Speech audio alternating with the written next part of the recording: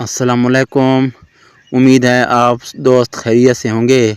ہماری دعا ہے آپ جہاں رہیں خوش رہیں، ہنستے مسکراتے رہیں۔ آج ہماری ویڈیو کو عنوان ہے نماز فجر کی معلومات اور انفارمیشن۔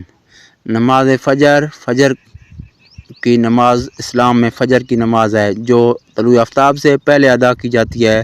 یہاں کچھ اہم نکات ہیں۔ فجر کی نماز کا وقت فجر سے شروع ہوتا ہے جب آسمان پر پہلی روشنی ظاہر ہوتی ہے اور طلوع آفتاب پر ختم ہوتی ہے۔ اہمیت: اسلام میں فجر کی نماز کو سب سے زیادہ اہمیت نمازوں میں ایک سمجھا جاتا ہے کیونکہ یہ روحانی تجدید اور رہنمائی کا وقت ہے۔ رکعات: فجر کی نماز 2 رکعت عقائیوں پر مشتمل ہوتی ہے جس میں قرآن کی تلاوت اور مخصوص حرکات شامل ہیں۔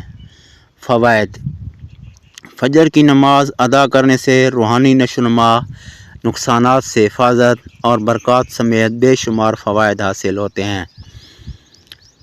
اگر آپ کو نماز فجر کے بارے میں کوئی خاص سوال ہے یا مزید وضاحت کی ضرورت ہے تو بلا جھجک پوچھ سکتے ہیں۔ اگلی ویڈیو تک اجازت دیں۔ انشاءاللہ اگلی ویڈیو میں پھر ملاقات ہوگی۔